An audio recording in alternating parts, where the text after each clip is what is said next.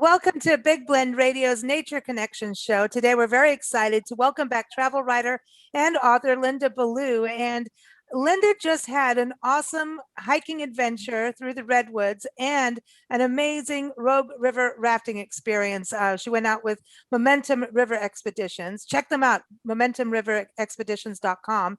And her story is up on blendradioandtv.com. You can check it out. It's also going to be featured in the upcoming issue of Nature Connection magazine. It seems like she really did have a nature connection. So, Linda, how are you doing? Welcome back. Thank you. Absolutely fabulous. I needed that break. I needed to be immersed in nature after all the isolation from the COVID thing. And I feel like my old mean self again.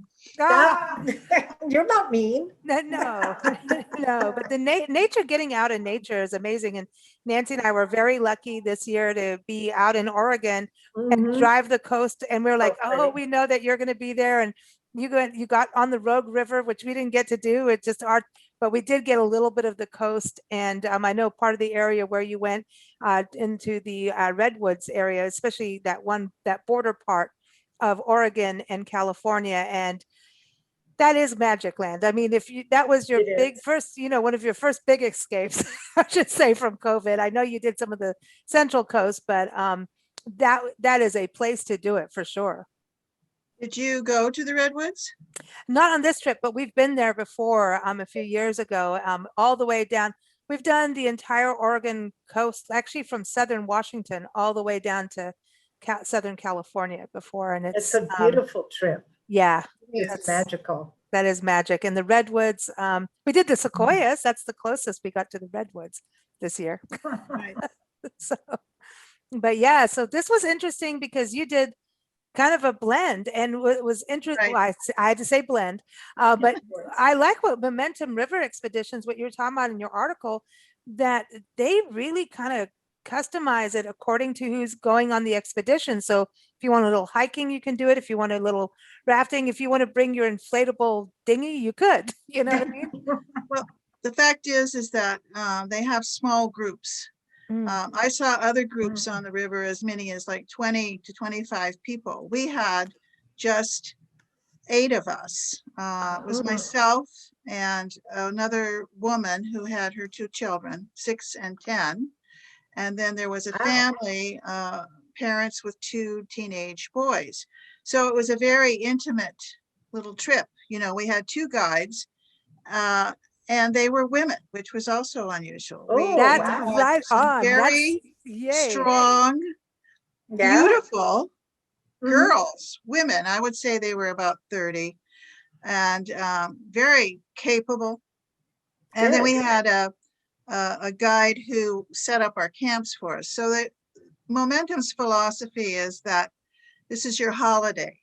So you don't have to paddle. If you don't want to paddle, no worries. It's an oar boat, so the guide can, navigate it without you paddling. But if you want to paddle and you want to participate, you're welcome to do so. Cool. And if you want to have the solo experience and man your own boat, you have these inflatable kayaks that they tie behind, and then they'll, bring them out for you at will. And I spent a good deal of the time in the rubber ducky, they call them, because that was really fun to be able to, read the river, the bubble lines, go into the eddies, and, try not to go into the eddies, I should say, and try not to get dumped. And I didn't get dumped, but I have to, yeah, it was pretty good. I did go through one backwards, and the guide said, well, usually people go through forwards, but Linda can go backwards. That's pretty good. That is good. But I was racing with a 10-year-old boy. Oh, here we go. The kid was moving faster than me, right? But it was really fun on a lot of levels because I'm not normally with children. So this was a whole new experience, fun kind of new experience for me to be with a couple of kids. Cool. And they were very precocious, very bright, very energetic, and a lot of fun. And so it was a really nice unpressured environment. Like if I wanted to get away from the kids, I could. If I didn't want to go on the more strenuous hikes, I could stay back and chill. So there was no pressure for you to do any of the activities, but all of the activities were really fun. I find it interesting about the kid element, because as soon as I was reading your article about that, about children being part of it, I was thinking about, because I don't have children and I normally kind of stay away. I know. I know the feeling. Yeah, but I have a friend and we went hiking out through Muir Woods and everything. Redwoods, here we go, and Point Reyes, and we did all these hikes, and his little daughter went with us, and I'm like, okay, I haven't done this with kids. I did it as a kid, and people handled me, and put up with me, I should say. But his little daughter, grabbed my hand and started talking to me about there's fairies here and there's and she made me kind of look in a whole other way. So I really appreciated the experience and enjoyed it. She was on loan. That's right. Permanent. It sounds terrible, but she really made me look at it differently and remind me of why I do what I do a little bit. So the river itself is a really interesting place because, it has several hundred years of history of the Indians have lived there for thousands of years, right? But the gold mining started in around 1850. And then you have the salmon runs. So you had fishermen, and Zane Grey was a fisherman. He was just a fool for fishing. I mean, he fished all over the world, and he loved the Rogue River, and he had a cabin there. So one of the things we did was we hiked up to Zane Grey's cabin, and that was really sweet because I had read his book, Feud on the Rogue River, which was about the fighting for the salmon runs. There were many, the fishermen on the mouth of the river, which is in Gold Beach, were putting nets across and stopping, catching everything before it went upriver. Wow. So that was happening. He was writing, and he was a contemporary of Jack London, so he was writing like around 1917 in there. And his book was really fun, and it really gave me a real insight to the history of the river. That's nice. And of course it's run by a lot of people. Private people have boats, and there are other companies, but what's really neat on the river is there's like 3 lodges and it's a roadless wilderness. This corridor, this 40 miles that they run, is a wilderness corridor. Nice. And so there's just these 3 lodges that are on the river in that stretch. And if you want, you can do the lodge to lodge trip, which is, if you don't care to sleep in a tent on the ground, which the ground is no softer, right? The last time I slept on it, it isn't any softer. But they do give you a blow up, a self blow up thermarest pad, which is really pretty comfortable. But if you don't want to deal with all of that, there is the trip where you can spend the night at the lodge and go lodge to lodge. And one of my fellow travel writers, she did that, and she said it was absolutely wonderful. So there's lots of ways to explore the river. The other thing that they offer, what I thought was really neat, was the Raft hike trip, because the Rogue River Trail that runs above the river, right about up there on that ledge there, all the way down to the coast. I think it's like 125 miles or something, but definitely over the 40-mile stretch that you're rafting, you can hike a parallel to the river. So what they do is they take a raft boat with the supplies, and they set up camp, and they cook your meals, and so you can hike all day and just carry a day pack and come down and be comfortable and have appetizers and wine at the end of the day. There you go. And that's a cool way to go. Yeah. And if you get tired of hiking, you can hop in the boat and go rafting. And just stand on the shore. Whee! Yeah. Well, it sounds like the food was a whole other part of the experience, it's phenomenal. Too.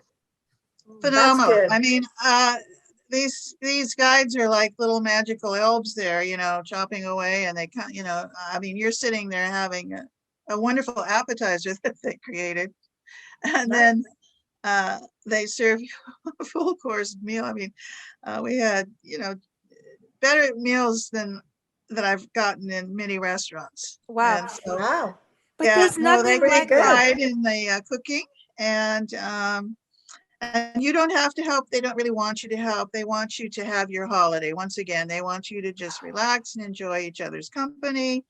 And, so it's really a lovely holiday. But That's Oregon nice. wine, and you're in one of the best wine areas. Oh yeah, they do. They serve you fine wines. I didn't go to any of the wineries. Of course, this river trip starts just outside of Grants Pass, which is in the warmer regions, and there are lots of wine tasting opportunities there. And I did go down to Ashland, which is a very, very charming town. But it was really because of the smoke. The smoke settles because of the fires. The smoke settles in the inland valleys. And so I didn't hang around Ashland, even though it's a very sweet town and I wouldn't mind going back again. But because of the smoke, and also they were having a heat wave, I went down to the coast. Which is And I said, beautiful. bye-bye. The coast is I'm incredible. going down to the coast. Yeah, Yeah, it's of and course. it gives you that fresh It's air. beautiful. It is so beautiful out there. That coast. It reminds me of amazing. the garden route in South Africa. Yeah. Coast. It does. Actually, the lot. pictures kind of reminded me of pictures I've seen of South Africa. It's I've very not been down there, but it kind of made Table Rock, I think it is. Table Mhm. Mountain. Table Table Mountain. Mountain in South Mhm. Africa. Yeah, Yeah. They have Table Rock in this region. so that it's so neat. And you went to the Redwoods, and did some hiking out there, which that Right. is just Well, magic land. I want to say that if people are interested in a road trip, which a lot of people are right now, and they should be, because the airlines are a mess. Yeah. So much better to be in control of your life than to have your car.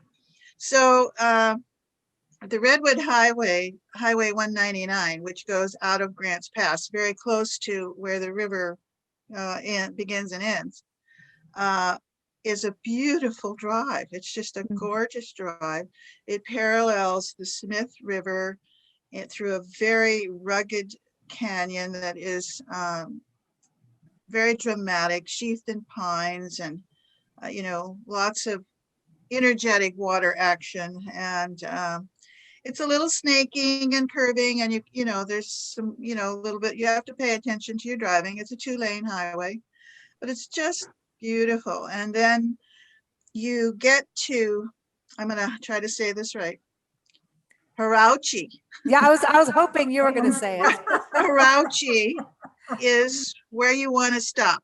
And if you can get a room at the Harauchi Motel, which is it's a bargain motel situated perfectly in the center of the Jedediah Redwood Forest trails. So you have, just easy access.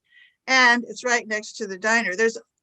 It's just those three things: the visitor center, the cafe, which is a wonderful cafe. An old-fashioned country breakfast is a really nice thing to have when you're going hiking. There are RV parking places, and there are campsites too that you can reserve. But I don't do that. I stay in little motels or maybe an Airbnb. Anyway, that's where you want to stay, and you definitely want to stop at the visitor center and check out for road closures and trail closures, because they do have things like that going on.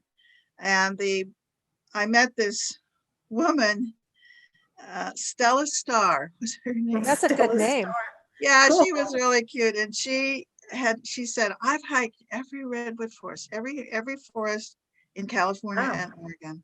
Wow. And the Stout Grove is the most magical. And if you don't do anything else, do the Stout Grove. Well, the Stout Grove is right there by Harauchi. The Howland Hill Road, as you go into the forest, and the Stout Grove is enchanting. And if you are short on time and you can't, really explore all of the redwood forest, don't miss that one. Don't miss that one. Okay. And you can, after you have, you go through the grove, which is peaceful, really, even though there are people there, people tending to be quiet because it's kind of like going into a church. You see the sunbeams coming, filtering down and Nice. over the mosses and the ferns and the trees. And it's just, Nice. as I say, you feel like you're in a cathedral. And, tree hugging is allowed. We love tree hugging. Take your time, have a moment with the trees. Yes. But you can bring your bathing suit, and if you go just a little bit further on the trail, it takes you down to the Smith River, and you can swim, and people kayak there. Oh. And it's fun, and they have a bridge in the summertime that allows you to walk across. And I didn't bring my suit, but had I known, I would have, because it was a nice way to while away an afternoon. Yeah. But also on that road is the Boy Scout Trail, and the Stout Trail is not very long. It's kind of a loop, less than a mile, but gorgeous. But the Boy Scout Trail is 5 miles. So if you need a longer hike or you want to be in there by yourself, get away from, families with little kids. She's like, I'm done with the kid part now. Those kids again. Gotta watch out for them. So ankle snappers. God bless them. They're all cute. So but the Boy Scout Trail is nice for a quiet time. And then there's another grove that's close by, the Simpson Reed Grove, and that's another maybe a mile loop. Very beautiful, very, very, very lovely. That's more heavily traveled because it's very easy to access, and it also has facilities. So those were the redwoods that I explored on the California side. But then, and I didn't go to Crescent City where a lot of people go, and there are more redwoods down there, and I didn't have time to explore all of it because, I wanted to get up to the coast and do some of the Oregon coast. So I took Highway 197, which is another delightful drive through the forest along the Smith River, and, a few lucky summer homes there, very beautiful. And that takes you to Brookings. Now, Brookings is a really good springboard. I had a couple of nights there because it's right in between the redwoods and what's called the Samuel Boardman Scenic Corridor. Oh. And what that is, and you're sitting in the corridor. Yeah, there. for those who are watching, there's a lot of people just listening, but when you see Linda's article, you'll see the photos of the Boardman because it's beautiful. And I want to be in it. Yes, well, we look like we're in it. Yes, indeed. Well, the corridor is it's a 12-mile stretch of this incredibly scenic and rugged coastline that I believe rivals Big Sur. In fact, I like it better because you're closer to the water and you get the sea breeze. Well, you get the sea wind. It is windy. It is brisk. Yeah.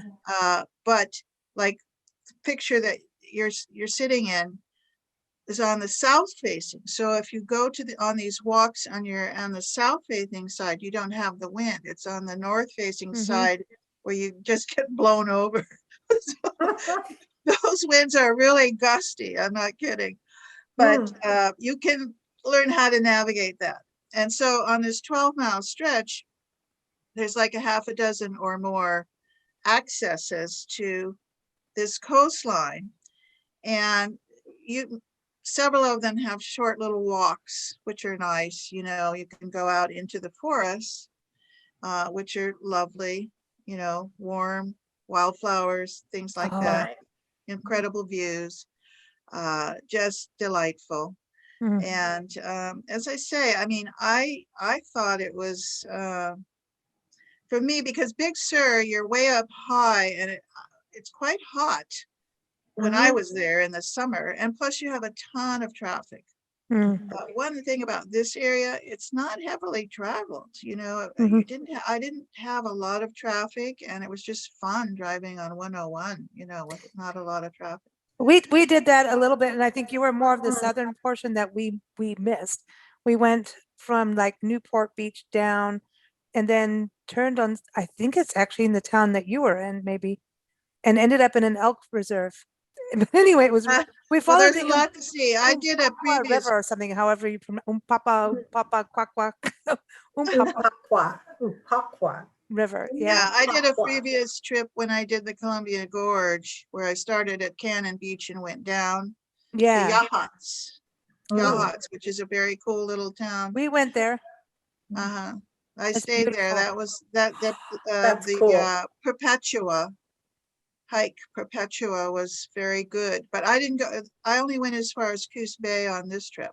Oh, okay. So we just missed where so you did the other Right. part of it for us, but I want to go back because Coos Bay is beautiful. I Oh, mean, I it's remember that awesome. from many years ago, but Mhm. the area you're talking about is just, it's so special. And I think we have to find these overpopulated places Well, that's as we travel. what really appeals to me about Oregon is it's easy access. Brookings is it's just a spit in the road. I mean, it's not a big town, but you have plenty of lodging options. And there's a harbor there. So there's a little restaurant called the Hungry Clam that people drive for hours to get to because it's fresh seafood, you know. It's just picnic tables, but it's the food is really good and fresh. But the other thing that I wanted to point out near Brookings is the Oregon redwood trees.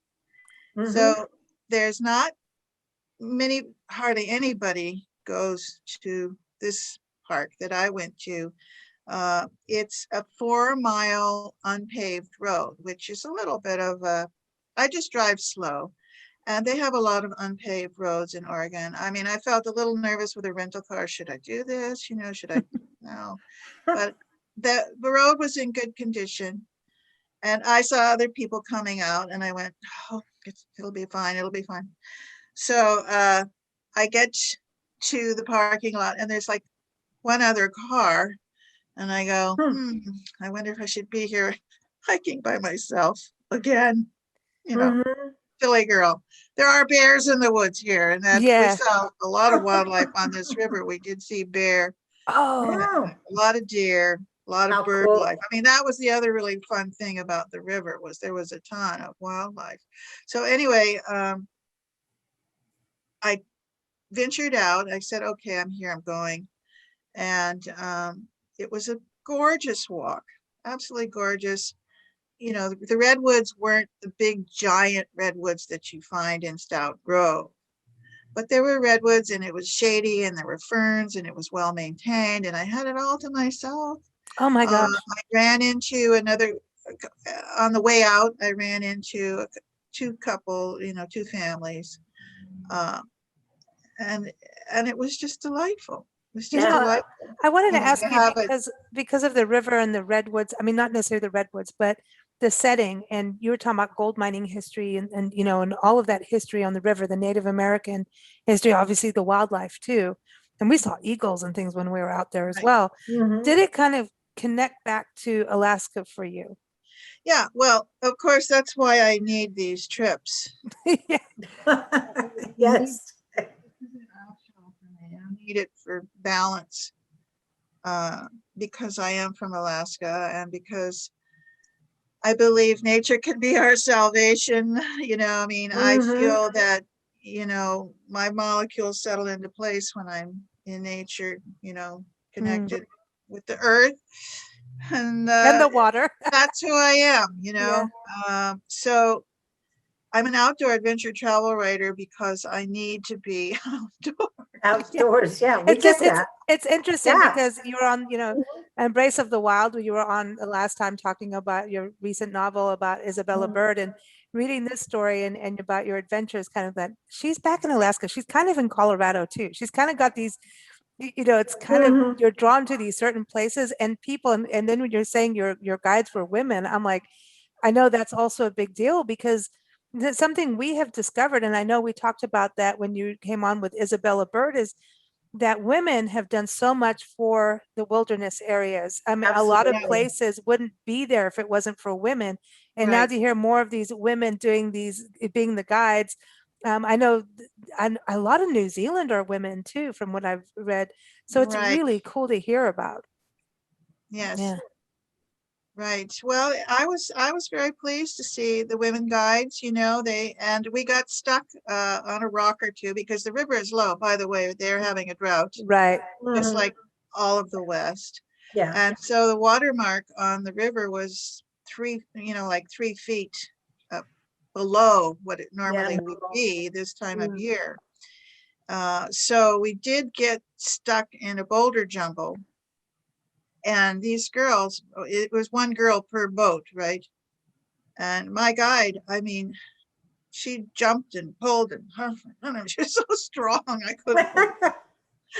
And That's she cool. got us out of there, you know, and I'm going, you know, I said, can I help? She said, no, you can help by just sitting still, you know, get out of my way. Yeah, I understand. We actually did meet a lady. She was running a bed and breakfast at the time in Tennessee. She is a gold miner from Colorado. It's what she did. And in the summer, she took people on the Arkansas River. And her kids I've heard of learned how that. to do that, doing these rafting expeditions, you know. And aren't you going to Colorado soon? Well, you know what, Lisa, I actually made a decision not to try to do that this fall. It's just, it has, you know, the airlines are, I'm sorry, they're just a mess. I had maintenance problems coming and going and delays, and the rental car situation is not good either. You know, it's very expensive, $60 a day instead of $20 a day. And yeah, and it's an hour wait to get food. Like everywhere where I went for dinner, even in Oregon, they don't have enough staff. People, you know, the world is reopening, but it's not quite there yet. Right? It's you not, know, yeah. and so I just, and plus the COVID thing is not getting better. No. You know, all over, I mean, in California, they're putting, you know, they're making things mandatory here for people to get vaccinated. I mean, it's getting very serious. So putting it all together, I went, you know what, I'm going to stay here and I'm going to enjoy more trips on the coast of California, which I love. I'm going to take some of my own advice, take my outdoor days in my book, Lost Angel in Paradise, and, you know, just have fun here in California, which is a gorgeous state. And I can drive to all of those things. Yeah. That's awesome. I'm glad you're doing that. And because California is really special. And as you know, even in the stories in, you know, Lost Angel in Paradise, which is when we first met you, with that book, a lot of things have changed even because of wildfires and the landscape changes. So it's important to keep fresh with that too. Right. Well, I can go, I will go up to the Central Coast again. I love the Central Coast. And of course, Ventura is very close to me. Santa Barbara, you know, all places I love. Carpinteria is a wonderful beach town with some gorgeous beach walks. And, you know, all places that I am more than happy to revisit. And so I just went, you know what? Let's enjoy what we have and be grateful that we got to go, to Oregon, and that it all worked out. You know, even though I did have, as I say, problems with my planes, with my flights. Understaffed, you know, overbooked, things like that. But maintenance problems. So anyhow, I don't want to be negative about it. I do know people are wanting road trips, so I can, you know, I'm going to suggest this Oregon trip is a fabulous road trip, and certainly the coast of California. And so back to the coast of Oregon, I went up to Gold Beach, which is where the river ends and goes into the sea. And a lot of people who can't do the river trip necessarily, maybe shortage of time or whatever, they have jet boats that go up the river and take you to a lodge for lunch. And it's a beautiful, you know, it's about a 4-hour thing, and it's a real nice way to get out. And Gold Beach itself is a very, very nice town. Hmm. And then I went up to Bandon, which is kind of a kitschy little tourist town, but it's really fun. They have an old town district with some great little shops. And I was in this rock shop, looking at agates and things. And the man who owned the store got a phone call, and he said, I got to go now. I got to close up. I said, okay. It was like 1 o'clock in the afternoon. And he said, no, I'm a fireman, and they've called me up, and I'll be gone all summer. I get $500 a day. Wow. Yeah. He said, I'll be working all summer. Wow. That's sad. It's sad about the fires and the drought, and hopefully where we've been through Texas, we've been through torrential rain.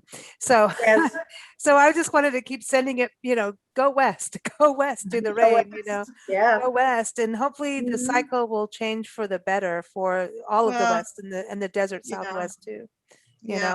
It's well, that's another reason why I say I want to just stay on the California coast. Guess what? It's cooler. The air is clean. No smoke. It's the breeze is blowing the smoke away. I mean, I think I'm in a good place to be, and I should be grateful. Well, I'm really glad you took this trip too, because I remember you planning this. What, for 2 years you were going to go? Well, prior to the COVID, I had this trip lined up, and then I contacted Momentum, and after a year, and said, would you still like to have me?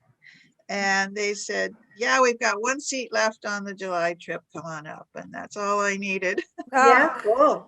That's awesome. I'm so glad you went. I mean, what an experience. And it's a little different. It seems so different because I'm used to you going off and riding the rapids and working hard. And this seems like, okay, you got a little bit of everything in this trip. Right. And I felt this was my reward for working hard during the pandemic. And, and I'm good now. I'm good now to, as I say, stay home, where before I was, you can behave now. Not really. I don't think you're ever going to yourself. Okay, so now I have to ask this: any more books in the works? Because if you're going to be, you know what I'm working on now? I knew Lost Angel Unleashed. Uh-oh. Stand back. Stand back. So is that like stand back? That's right. Yeah. So this book has got 3 sections, right? It's got travel memoir. Okay. Travel essays, and then travel articles. So travel memoir are those stories about my weird little upbringing in Alaska that maybe I didn't feel too comfortable sharing before. And now I feel like, no, go ahead. In fact, there's nothing wrong with the stories. It's just that it was kind of personal, Right. And then travel essays. I have several essays. In fact, the Isabella Bird one, Writing in the Hoofprints of Isabella Bird, was it won the Solus Award in Travel Tales Publications. And then I have another essay about a very strong woman. Her name was Georgie White, and she was the wildcat of the Grand Canyon, and she was another absolutely phenomenal woman. And she would swim the Colorado River. Wow. Before the dam, when it was, the rapids, the water was not controlled. Water levels were not controlled. And she put together 2 war surplus rubber rafts, and so that she'd have enough float to be able to go through the rapids. And that became what they called the G rig. It was modified, and it's called the G rig. And she was like the first woman to be taking people down the river. Wow. She was a phenomenal lady. Awesome. Anyway, essays, and then articles of places that have been really, phenomenal for me, and so yeah. Good. I'm working on that. I knew she was. I knew she was saying it. I got to get some news stories. Yeah, of course. Well, California is always changing, like we said, and there's always something to write about. Absolutely. And that's you can go on a hike, the same hike every week, and you'll find something new. You really will. It's just it's our perception, you know? Well, I think Embrace of the Wild will probably be my last novel. I'm not sure. I mean, I'm not. Yeah. I haven't left yet. Yeah. Too soon to say that. Georgie White's coming next, you know. But yeah, I really love doing the travel stuff. So that's what I'm working on. Awesome. Cool. Awesome. Well, Good to I hear. want everyone to get up in touch with your websites. It's lostangeladventures.com. Okay. And then there's lindaballou.author.com. Am I got those right? Yeah, you got those two websites. Of course, Amazon too, but I just, you know, contact the authors directly. I'm just saying. That's just my own little thing. Yeah, you can. I mean, my email is on my site. I'm very easy to contact. You can purchase all my books through me, but you know, if you buy them on Amazon, that's fine too. But if you do buy them, I'd love to hear from you. I love feedback. I love interaction with my readers, and you know, that's the fun of it for me. Right. Yeah, you write all. You go and, you know, do all the hard work and the sweat, the blood, sweat, and tears of writing. You know, Right. And it, you know, it's so weird. You know, it used to be the typewriter and you'd be like, ding, ding, ding, you know, and now it's like so much easier. And I almost feel like we'd be more thoughtful of our words if we go back to the old typewriter. No, no, thanks. I know everybody's like, thanks. no, okay. I love my delete button. I know you do. Nancy loves the delete button. But also give a shout out to Momentum River Expeditions. Just go to their website, Momentum River It's a Expeditions. wonderful company, honestly. That's good to know. Good to know. And again, Linda's articles up on Blend Radio and TV.com. Just look in our Nature Connection department and also watch for it in the upcoming issue of Nature Connection magazine. Of course, keep up with us at bigblendradio.com. We now air Monday through Friday at 4 p.m. Pacific time, 7 p.m. Eastern time. And a lot of good changes are coming up, new magazines, all kinds of new things. So all kinds. Yeah, because, you know, why not? Why not? You got to change with the river, right? That's right. Thanks so much, Linda. It's always a pleasure. Thanks, Linda. Oh, thank you. It's wonderful.